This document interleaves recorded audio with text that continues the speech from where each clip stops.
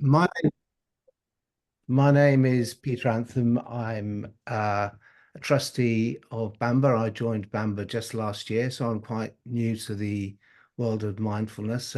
My role here today is to introduce our guest, who's Vidyamala Burch, who many of you will know as the co-founder of the Breathworks Foundation, an international mindfulness and compassion charity.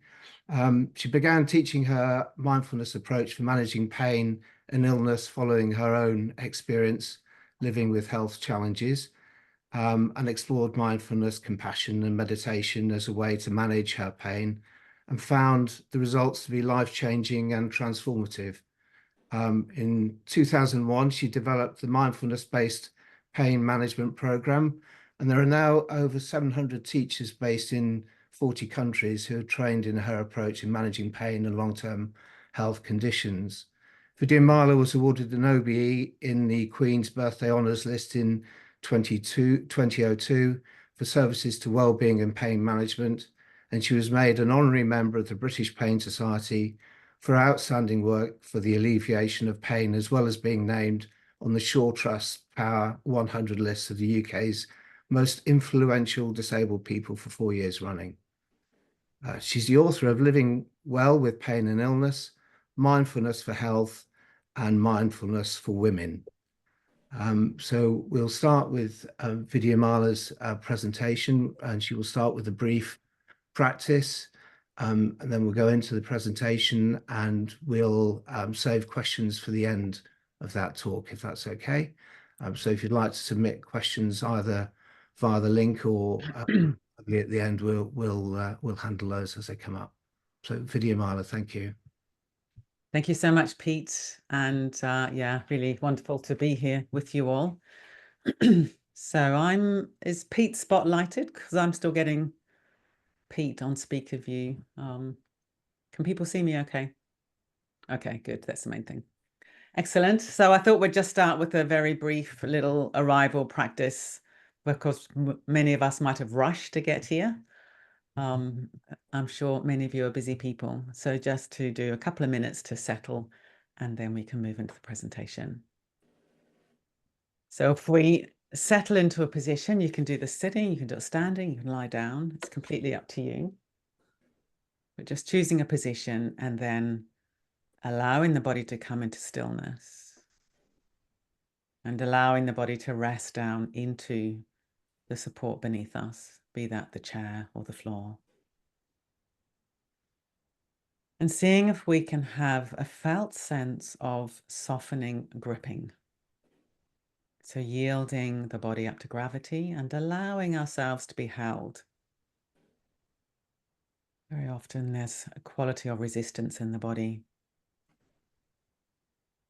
But let's see if we can really release and receive the support beneath us. Looking for poise in the body, the head poised on the top of the spine. And letting the body be soft, the buttocks soft, the hands soft, the face soft, the belly soft.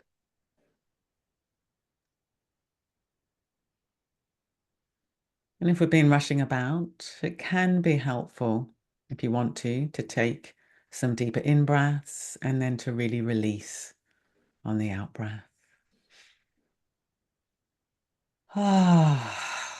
Making a noise if you want to. So breathing in through the nose, out through the mouth, if you want to.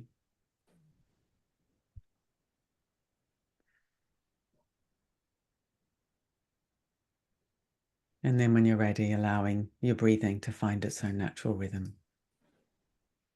And seeing if we can allow the breath to drop deep inside the body.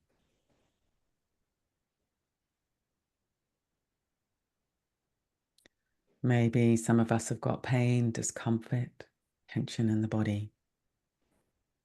What's it like to acknowledge this, to let it be part of our experience without automatic resistance?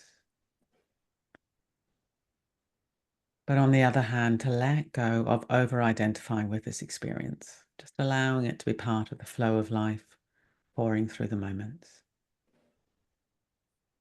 and holding it all in kindness, compassion, even love.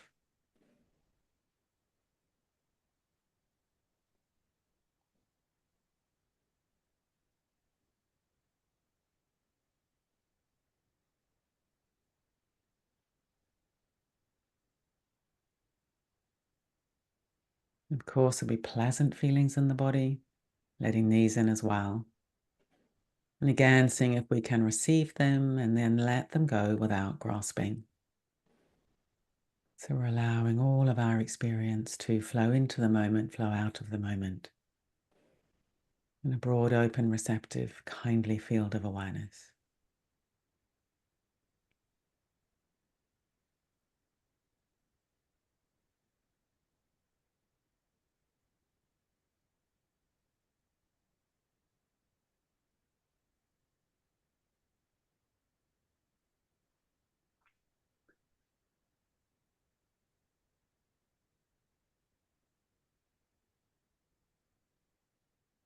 Now, when we're ready, we can open the eyes, bring this short practice to a close, but seeing if we can form an intention to allow this quality of awareness to be with us as you listen to the presentation. And I'd like to introduce something called the 50-50 principle, which is very, very good, which is during the presentation, you have 50% of your awareness inside and 50% of your awareness engaging with the content. So we're learning how to titrate in a way our awareness so we can learn how to be both present to ourselves and present to the outside world at the same time. Very, very interesting, because a lot of us, we either go right out and lose contact with ourselves, or we're preoccupied with self and we can't engage with the outside. So yeah, the 50-50 principle is very, very good. Okay, so I'm going to begin my presentation now. And of course, please be aware of your body. And if you feel during the presentation you need to move, then move. If you feel it would be helpful to stand up through the presentation, do that. And this is all part of the training, that we're making wise choices about what we do with the body at all times of the day. And very often, we'll have conditioned behavior where I'm on Zoom. So as soon as we're on Zoom, we do this, kind of lean in and we peer. And then we think, oh, that's a bit much. So then we lean back and we disengage. Or if there's a PowerPoint like there is, we sort of peer in.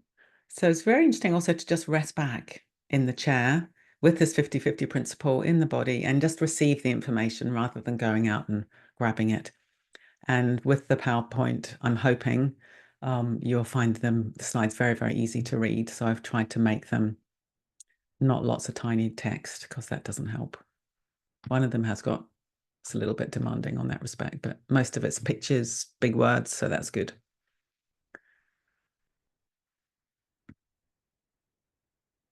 So yes, the brief I've been given is mindfulness and compassion in daily work life. So I've got work in brackets there because it's daily life, and we're trying to also take that into work, and which can be one of the most difficult places to take our practice, because we get so caught up in the lists and the tasks and the deadlines and so on. And mindfulness in daily life has got a very helpful acronym, which is MIDDLE. And everything I'm going to be talking about today is the middle way. How do we keep on calibrating our awareness to find the middle way between extremes? So straight away, that 50-50 principle is one example of the middle way.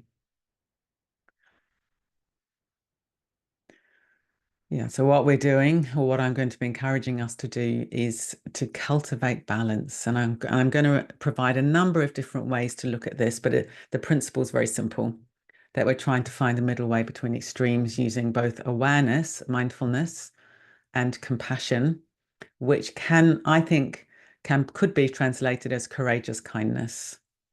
There's lots of definitions of compassion, but I really always like to bring out the courageous dimension of it. To be present requires courage, and to be present with kindness requires courage, both to our own experience and the experience of others. So there's this very interesting concept that some of you might already be aware of called eustress. And I think this is very important when we're in the kind of stress management world, Very often people think all stress is bad and that we should be absent. We shouldn't have any stress. But this is actually a very old model. I think it's from, the beginning of the 20th century.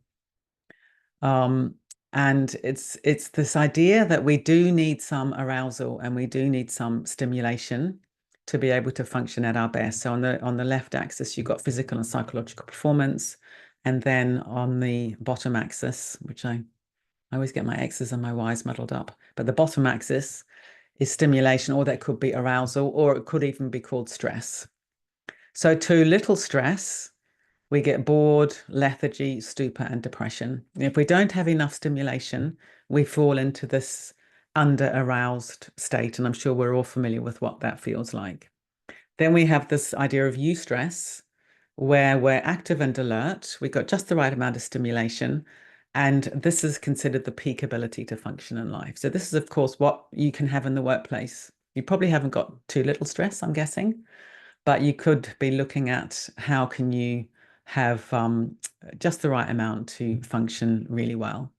And then, of course, too much stress, we go into fatigue, inefficiency, anxiety, exhaustion, ill health, and breakdown, and our ability to perform lessens.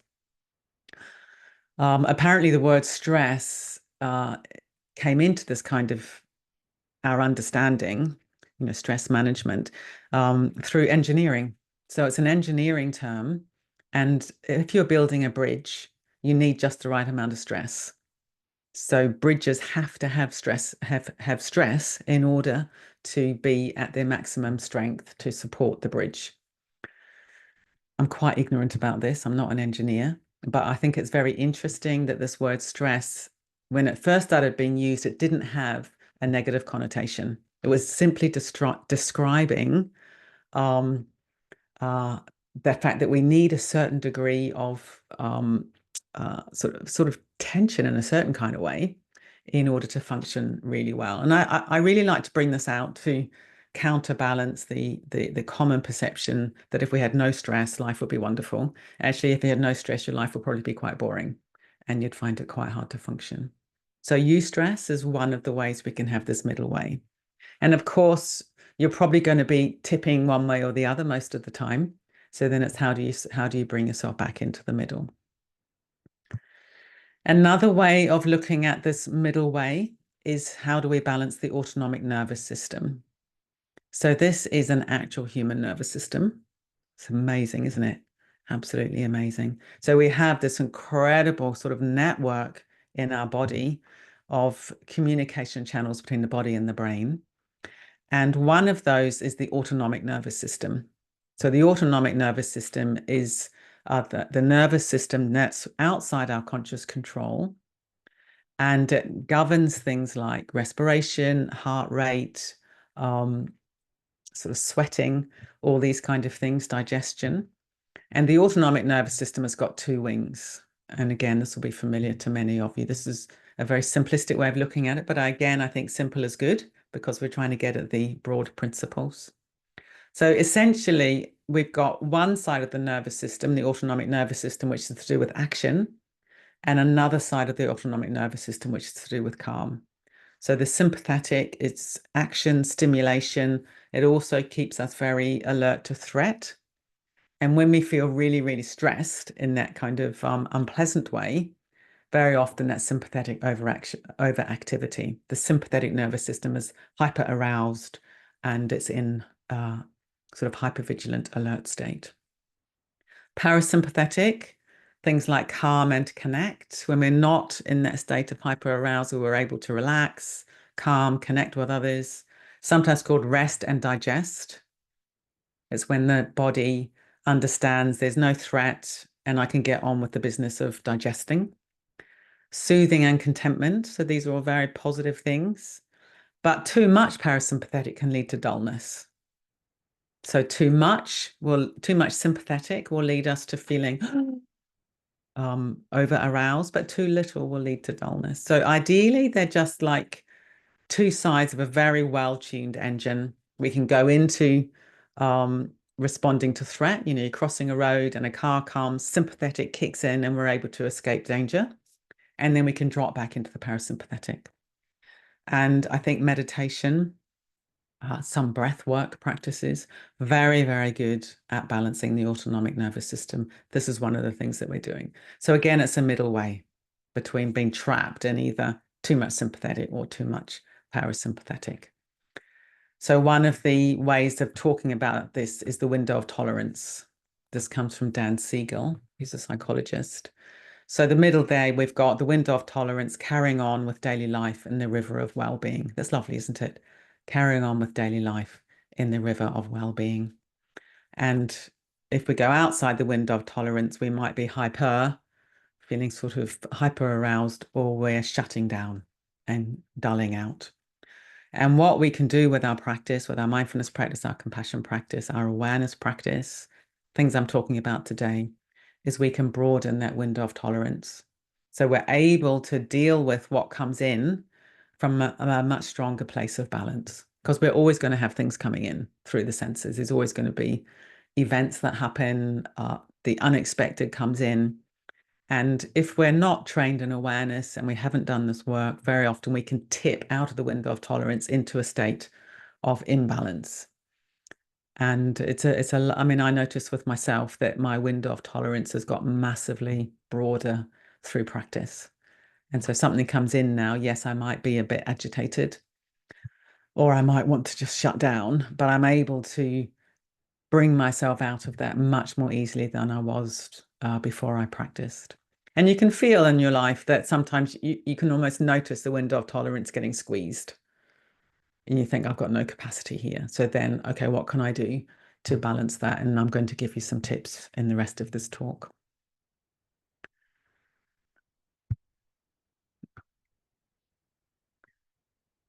So one thing you can do, I'm giving you a tip straight away, to balance the autonomic nervous system is shaking, or I sometimes call it jiggling. So I'll just stop share for a minute and then I can show you what I mean. So jiggling is brilliant for balancing the nervous system. And jiggling is very simple. It's just this. So you shake your hands. Let's all do it now. Shake your hands. Breathe. You can stand up if you want to. You might want to do a little bit, or you might want to really go for it. Keep breathing. Okay, coming to rest. Notice how you feel. And I notice I feel more alive, feel a bit buzzy. I also feel grounded. So the great thing about jiggling is if you're hyper aroused and you're full of adrenaline, full of cortisol, thoughts racing, it can discharge. So jiggling is good for discharging stress. If you have an animal, this is a very classic story, something like an antelope that's being chased by a lion, or run, and the lion chases, and then the antelope will play dead, because lions don't eat dead animals. So the antelope might lie down and pretend to be dead. Lion wanders off, antelope gets up, and then the antelope kicks and bucks, jumps. And what the antelope's doing is discharging all that stress from the body. And we're not very good at that as humans. We've lost that ability to discharge stress through movement. So jiggling can discharge excess stress. On the other hand, if you're feeling really dull and sleepy, it's after lunch, got a really boring meeting coming up, and you think, oh God. And you do some jiggling, it's arousing. So it will wake you up. You'll think, yeah, I need a bit more energy. Jiggle, jiggle, jiggle. And then you think, oh, great, I'll go to that meeting. It's not so boring after all. I feel ready. So jiggling, I think, is one of the great skills to balance the autonomic nervous system. Super easy. You can do it anywhere, anytime. You can do it for 5 seconds. You can do it for 30 seconds. You can do it for a minute. It's up to you. But I really, really love jiggling. So that's a very, very immediate thing you can do. Look at that lovely dog having a jiggle. And then mindful movement. You can do other sorts of mindful movement. You can do, Qigong type movements. You can do yoga, stretching. Dance is very, very good. So mid-afternoon slump, putting on a bit of music and dancing is brilliant. It's pleasurable. It's stimulating in a graceful kind of way. Or if you're feeling really super stressed, putting on some music and dancing can be, again, a way of discharging, coming into the body, coming into more fluid movements. So I think a little bit of dancing during the working day is also really, really good. Now, obviously, some of you work in offices, so you have to figure out how to do that. But it's surprising, you know, again, I'll just stop sharing for a second. It's surprising how you can do these things in a discreet way. So you put some music on your headphones and you just start doing some stretches at the desk. Maybe, you know, you go off and get yourself a bottle of water and you just sort of cruise across the office, and then you sort of turn the tap, fill up your water bottle, waltz back to the desk, and people probably won't even notice. You know, you've got a bit of music in your headphones and you'll feel much better. And for those of you that work at home, you can just go to town, put the music on loud, perhaps. So be very creative with how you do that. And the good thing about dance is it can stimulate joy. And again, that's really good if you put on music that you really like. And we all need joy, don't we? Okay, so another middle way that's really good to bring into your working life is overcoming boom and bust. So this is a fantastic model. So the boom part is overactivity. So you overdo it, then you get stressed and exhausted. So you decrease your activity, and that leads to bust or underactivity. And then you start to feel better and you do more to try to make up for lost time, and that tips you back into overactivity.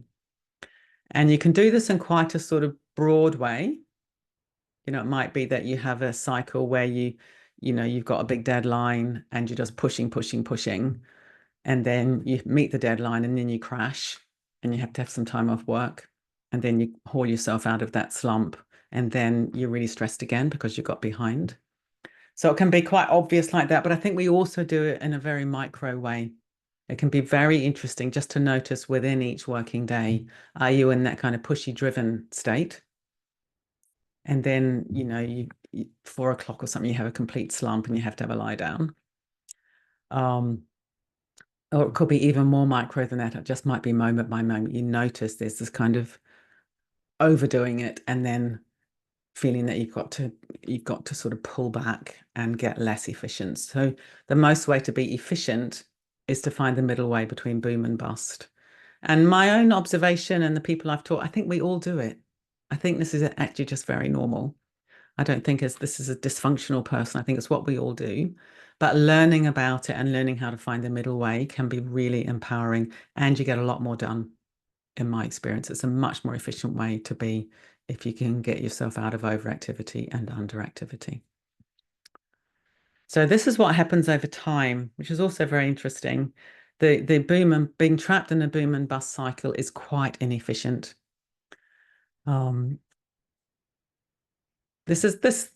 This graph is more, say you've got a health condition that you're also trying to manage at work. So on the left-hand side, you've got a certain level of activity. Then you have a spike of overdoing it, booming. Then you crash a bit and you have to lie down, rest, have some time off work. You then go back to activity and you don't reach the same peak because you've lost condition. You know, you've lost a bit of muscle condition, you lost a bit of fitness, you're not quite so clear mentally. So then you really push it and then you have another crash, and over time you just get less and less efficient. So for those of you who are managing health conditions at work or managing other people who have health conditions at work, this is very, very common. So you just get less and less efficient over time and more stressed. And I think it can also work with mental stress. So what we want to do is learn how to pace, and then we have more of this lovely smooth graph, still bits of up and down because that's completely normal. But now you get more efficient over time. You're able to do more over time with pacing. So one of the ways to pace is very, very simple, which is to start using a timer. Yeah, this can be really, really helpful. It might be that every hour your alarm goes off and you just stop.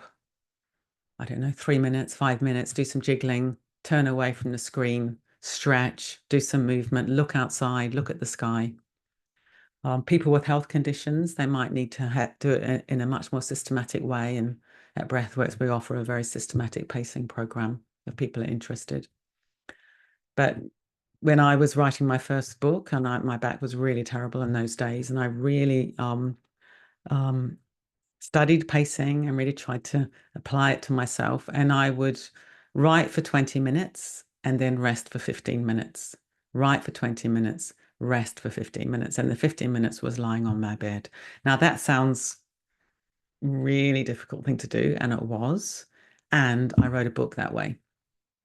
And if I just sat at my computer for 3 hours until my back was absolutely awful and I was in complete sort of sympathetic overload, sweat pouring off me, back absolutely, the pain really, really spiking, then go to bed for the rest of the day, I don't think I would ever have written that book. So that's quite extreme, 20 minutes on, 15 minutes off. These days, I do about 25 minutes on and then about a 5-minute break, 25 minutes on, 5 minutes break. And there is the Pomodoro method of breaking up your work into little chunks, which you could also look into. But a nice little slogan is take a break before you break. That's brilliant. Because what we usually do as humans is we take a break after we've broken. We keep doing something until we can't do it anymore. That's a very typical human behavior. And it's amazing if we can learn to have a break, have a pause before we've depleted our resources. It's a little bit like you never drain your bank account. You always keep some money in your bank account. So take a break before you break. So another way of looking at the middle way, and this is a little bit more emotional as well, is finding the middle way between blocking and overwhelm. So this is what many of us do. We flip between these two poles. So the overwhelm side, or we sometimes call it drowning, where you're drowning in your experience. We catastrophize. So our minds are full of, oh my God, it's terrible, and I'm going to have to leave my job, and I'm going to be penniless and homeless. And we go down a whole cycle of the catastrophic outcome of just feeling a bit stressed in this minute. We might get depressed. We might feel overwhelmed by the body.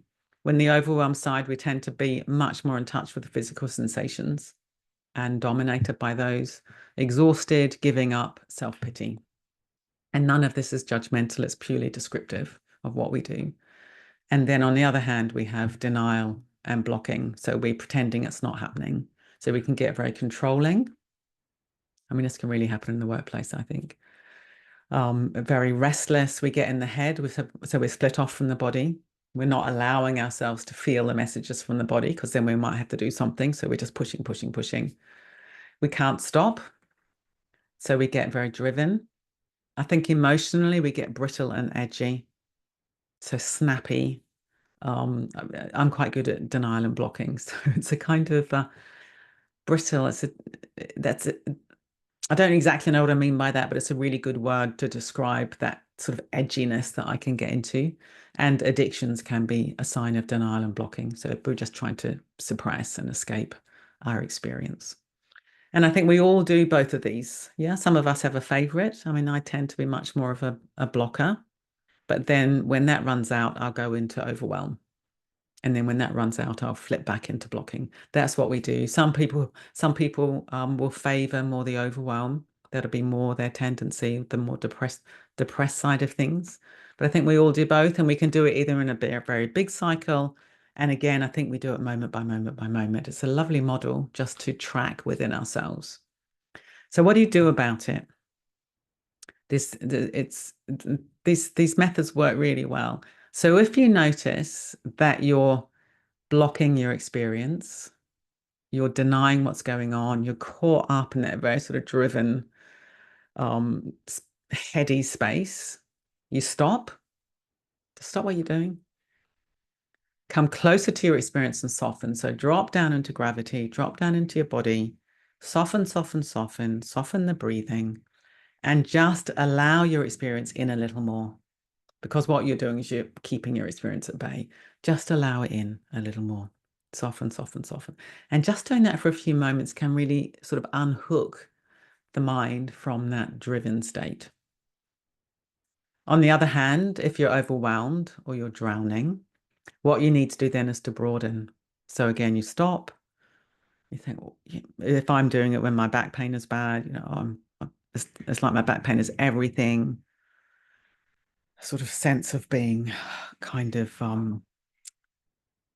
defeated by it in a certain kind of way, overwhelmed by it. So then I might open my eyes, look out the window, look at the sky. There's the sky today. It's lovely and grey out there, but it's still beautiful. There's autumn trees, really beautiful. Be aware of other things in the body. There's breath in my body. There's warm hands. There's warm face, soft belly. So we broaden. When we're overwhelmed, we broaden. And when we're in denial, we come closer. And then what we're learning to do is to find balance. And very importantly, this is a dynamic process. Yeah. So I think sometimes people think if we're mindful, it's a kind of static state. We cultivate mindfulness and then we just rest there. But I think it's very dynamic because we've got this, the mind is continually changing, the external stimulus is continually changing.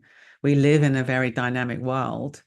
So we might have a moment where, nice and settled, nice and mindful, and then someone asks us to do something. We go into resistance. We might go into blocking, and we might go into overwhelm, and then we notice that and we broaden, or we come closer, we soften, we breathe. So it is a bit like being a surfer. Another thing I always say with this image is I've never surfed. So I've got no idea what it's like to surf. But I've watched surfers, and it's so beautiful because you've got the dynamic wave, which I think is a very good metaphor for life, continually changing. And then the surfers adjusting their balance, very embodied, listening to the wave, calibrating, and then they're able to flow with the momentum of the wave. And ideally, we want to flow with the momentum of life. So I think this is quite a nice model. It's quite simple.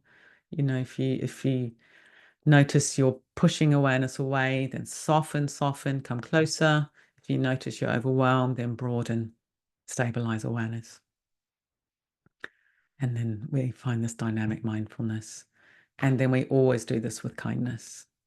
It's always kindly because we're so good at judging ourselves, aren't we? So you might notice you're very, very driven, can't stop, brittle, argumentative, irritable. You notice all that. And the habit might be to then judge that and think, oh, I'm no good at mindfulness. I'm an awful person. But you think, oh, look at me. I'm being human. And I've got awareness. How amazing is that? Let me soften. Let me bring kindness. I'm in this state because there's some kind of suffering in there. Let me bring some kindness to that. And if your managers and leaders in your workplace helping your people you work with, always do it with kindness. And I think it's quite a significant sort of insight when we stop sort of judging things as good and bad, and we just see them as this is typical human behavior, is what we all do. And you sort of objectify it away from I'm good, I'm bad, he or she is good or they're bad, to this is what human beings do. What can I do right now to calibrate that and to balance that out?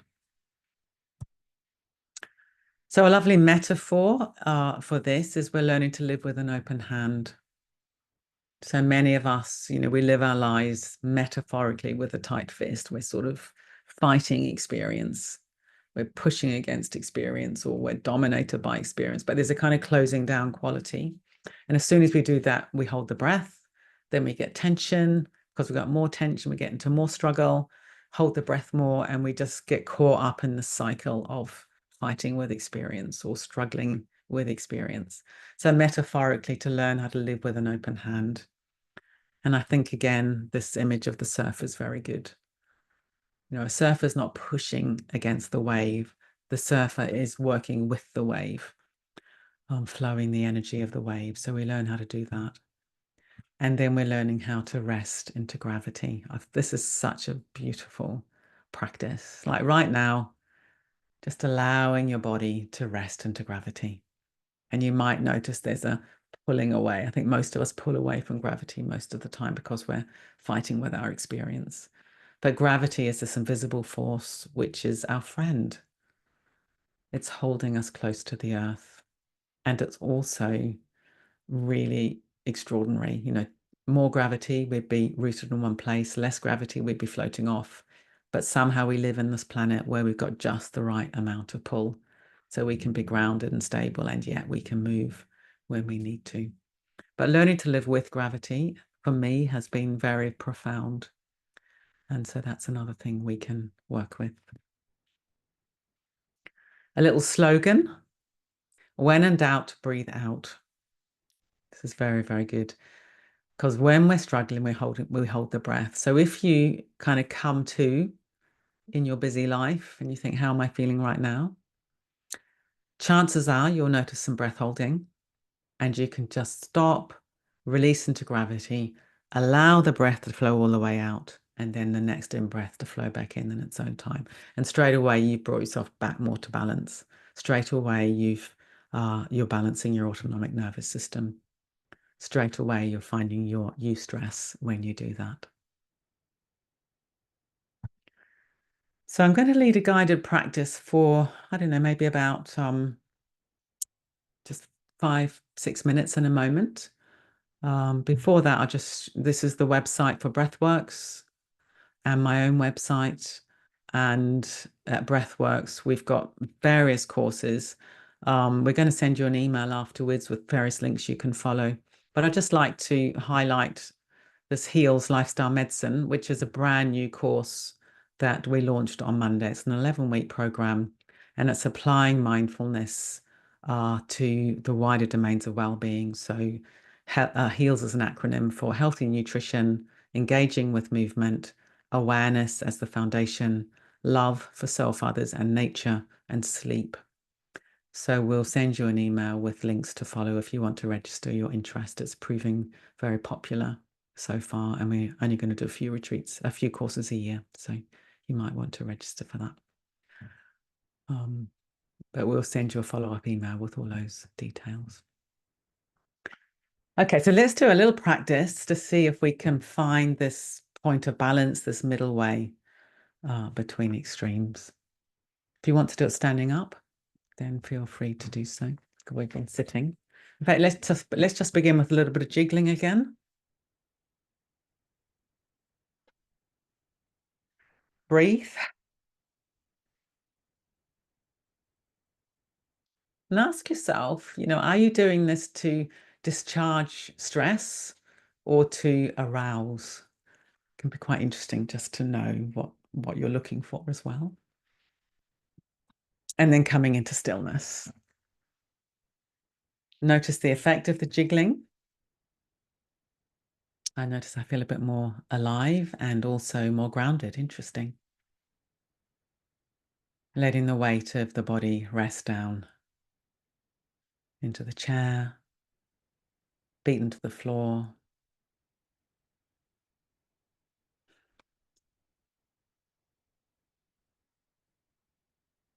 And let's allow the body to yield into gravity. That's the first step. And let's allow the out-breath to flow all the way out and the in-breath to flow back in its own time. Don't need to force or strain. And on the out-breath, have the sense of surrendering into gravity a little bit more.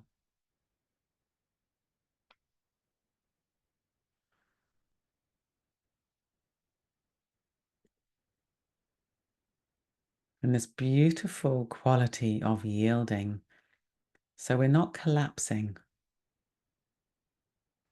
Collapsing could be going into dullness, which we don't want. But neither are we bracing against the chair. We're yielding into the chair, but there's this hum of life, hum of vitality within us. Feeling into the points of contact between the body and the chair and the floor.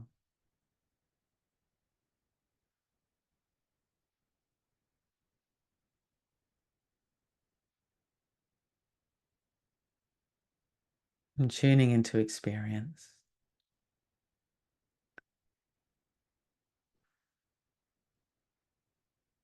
And if you notice there's a kind of hardness in your experience or a bracing, some kind of denial, pushing away from experience.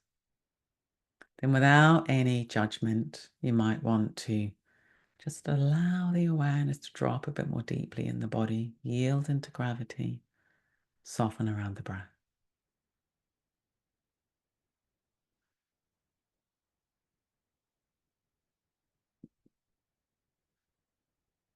And it may be that you're in this state because there's something unpleasant that you're avoiding. So just letting that in very, very gently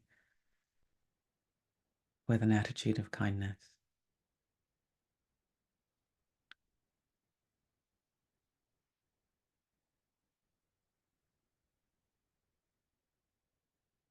And if, on the other hand, you're feeling overwhelmed, sort of dominated by something unpleasant, might be mental, physical, emotional, then you could choose to broaden awareness, be aware of the whole body, sounds. You might want to open the eyes, look out the windows, look around you.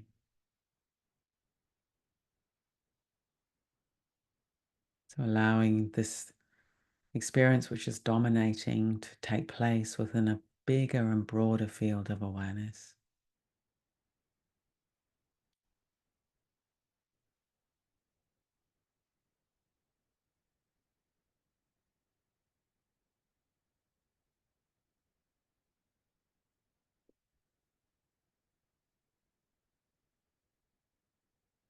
And then seeing if we can find the middle way. And remember that the middle way isn't static.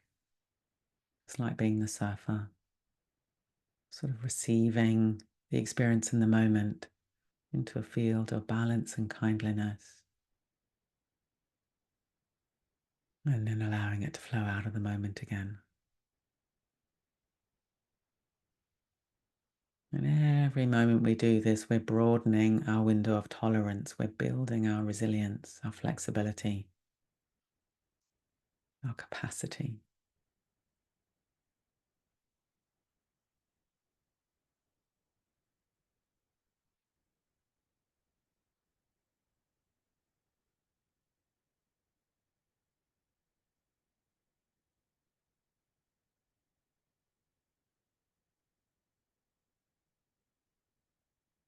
And you might notice it keep tipping into either denial, suppression, or overwhelm. This is again completely normal. But in the tipping, you can ask yourself, what do I need now? Do I need to broaden? Do I need to come closer? And even this question can engage our curiosity and our interest.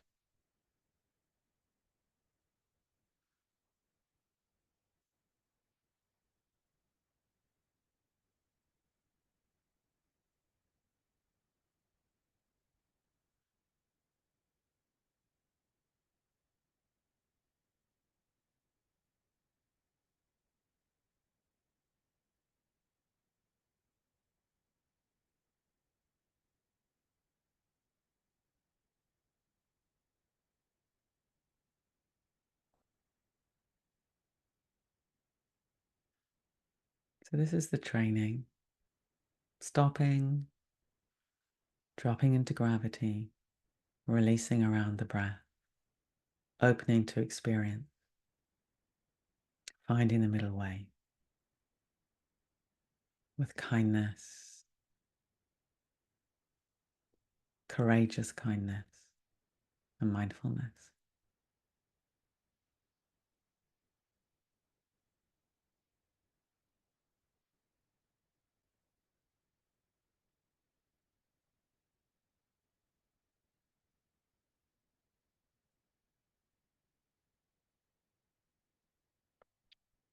Now let's just bring a little bit of movement into the body, opening the eyes, but seeing if we can keep this quality going. So this quality of flow, awareness, good humor, that's always very important. Curiosity, looking for balance. Moving however you want to. I always want to stretch.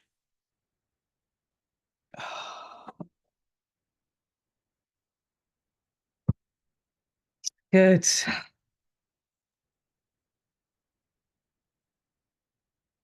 thank you all so much. We've got a little bit of time now for questions. Any questions that you've got? And I'm sorry, Peter, I've got a clock by my desk, which is 3 minutes slower than the actual time. So I'm sorry it's gone on a little bit. We got about 15 minutes, so that's good. That's great. That was lovely. Thank you. Thank you so much. If I may start with a question, actually, get the ball rolling. I live with Parkinson's, and one of the things that I've found is I I tend to do what I call mindful cycling. I cycle a lot, and your surfer analogy is quite metaphor is quite interesting for me. And one of the things I tend to do is just turn off all external stimulation. Turn off my bike computer and just feel the ride and feel the resistance of the road changing and flow in that way. Do you find in your experience that there are people find a combination of mental and physical activity to find the middle way? Is that a usual way of people entering into the process, or is it more mental or more physical for some people? How does the experience vary? I think it's a really interesting question. I think we're all completely unique. So some people will come to this, some of you will be here today because, your mind is tricky, and it's been the mind is the thing that you're really wanting to learn how to manage better. Some of us will be here today because, like in your case, you've got an illness or you've got a body that's really tricky. But I think ultimately you've described what we should all be working towards, which is not seeing the mind and the body separate anyway, and learning to track this kind of sense of balance, both mentally and physically. Because of course they're the same. Sometimes I think the body is just a kind of dense expression of the mind, and the mind is a more ephemeral expression of the body, but they're deeply, deeply connected. So I don't really think you can do one without the other in terms of finding that point of balance. But our doorway in will be unique. My doorway in has been much more through the body because my body's just been so challenging. And then, of course, I've really had to learn to work with the mind. Interesting. Thank you. We have a question from Robert Dorset. How mindfulness and compassion can be applied to people struggling with tinnitus, and if so, how that can. Yeah, thank you. I think there's a reasonable evidence base for mindfulness and tinnitus, that mindfulness can really help. I can see Mark Pranyananda's nodding. You might know more about this. But mindfulness can be really helpful because tinnitus, of course, is a sensory experience. Yeah, you've got this experience of noise, very unpleasant, and it can really, really dominate. So people get completely lost in fighting the tinnitus. And so this middle way thing can work really well with tinnitus. If you're really, really dominated and broadening, what other sense experiences are present? Got my bum on the chair, feet on the floor, smell, taste, all these other sensory experiences as well. And then if you're just pushing the tinnitus away, you've got loads of resistance. So you've gone to war with it. Well, that's going to cause lots of other problems. So it's like you let the sensation be there of the tinnitus, but it's taking place within a whole field of other sensations. So you're finding that middle way between overwhelm and denial. And I think that works very, very well with tinnitus. Still unpleasant, still a hard thing to live with, but you're letting go of a lot of the secondary struggle. Yeah. Do you want to add anything, Mark Pranyananda? Because I can see you nodding. You might have experience of this. Yes, I live with tinnitus, and I agree completely. I find the metaphor of the big body of water. What's that metaphor used? You put a pinch of salt in a glass of water; it tastes very salty. you have a big body of water, a bath full of water, you put a pinch of salt in, it's not going to taste salty. So it's the same with that sensation. You know, if you can let go into what else is going on, everything just kind of calms down. Yeah. Thank you. Just looking at another question that someone's asked, Dean has asked, any tips for working with distraction and stress caused by open plan offices? Is that something that you've? Yeah, I mean that's very understandable. You know, open plan offices are a nice idea, aren't they? And they do have some advantages, of course, you know, in terms of connection and so on, but they can be really difficult because of all the distraction and stress. So again, it's all the same principles. You know, getting really stressed about the stress is not going to help.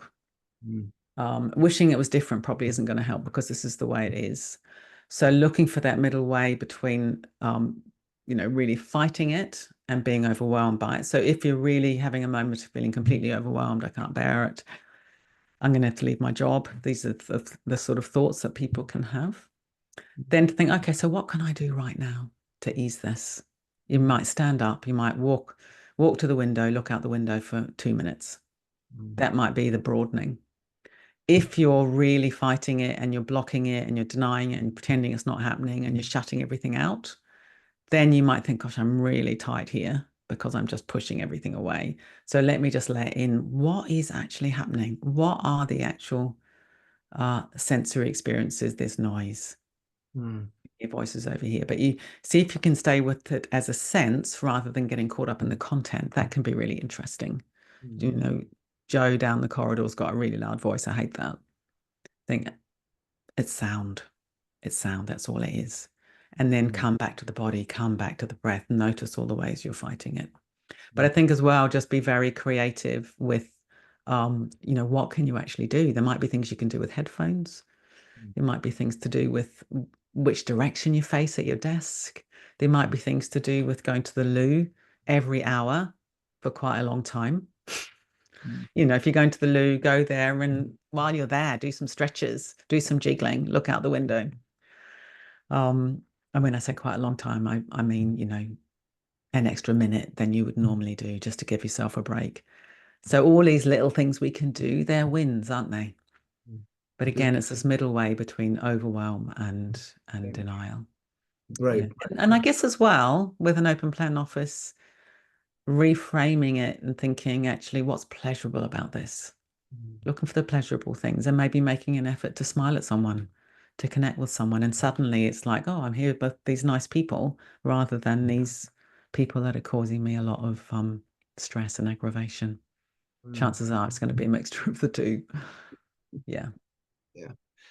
And another question that's come from Simone is about working with type 1 diabetes. Are there any particular thoughts associated with that condition? Yeah, but I think it's all the same principles as we had with the tinnitus. You know, I think type 1 diabetes, I think it's difficult because you never get a moment off with type 1 diabetes. From the moment you're diagnosed, you're having to be attentive, you know, to your nutrition, your insulin levels and all that sort of thing. Although, you know, my understanding is that's got easier with pumps and so on.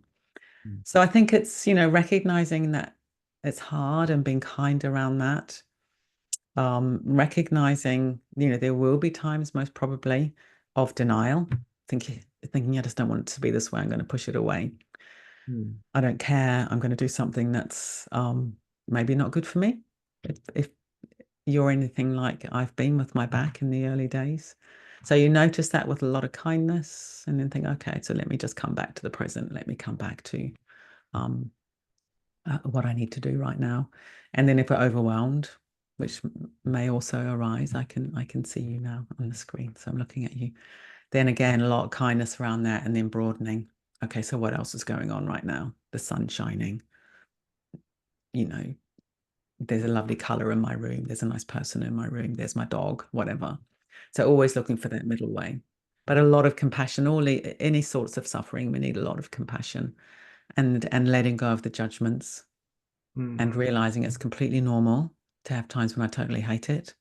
And it's completely normal to have times when I'm overwhelmed. But then what can I do right now? What's a tiny little thing I can do right now to bring myself back to balance? Mm. Yeah, I hope that's helpful, Simone. Yeah.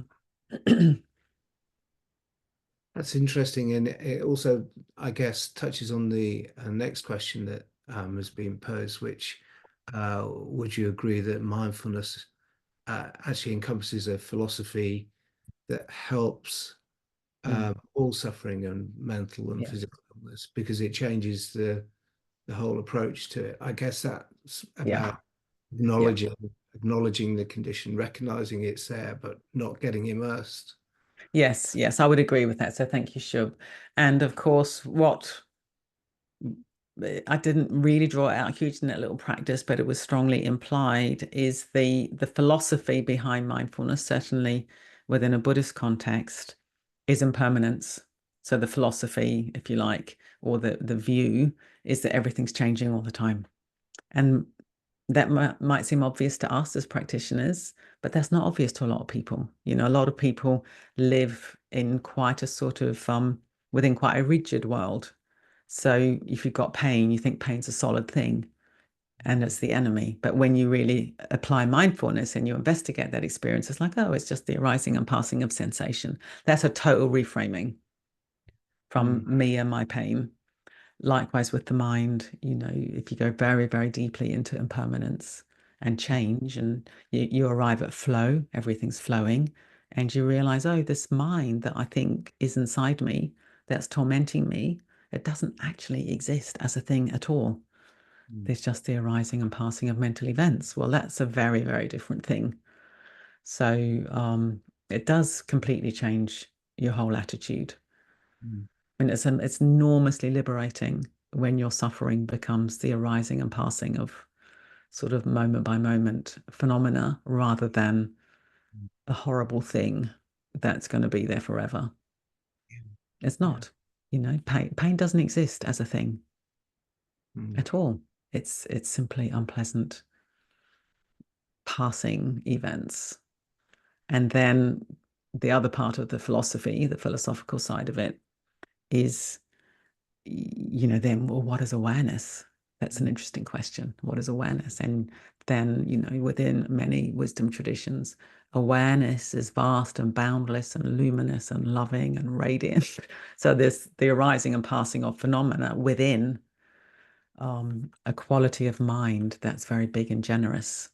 And of course, that's a very different way to live rather than being caught up in, oh, I've got this pain and it's killing me, in a tight little way. Lovely. Thank you so much.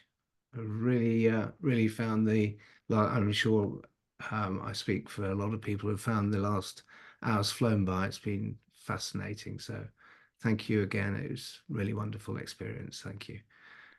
If I could close just very briefly by reminding you all that our next event will be Mindfulness, Compassion and Radical Candor, with Amy Sandler in dialogue with Robert Shender on the 17th of October.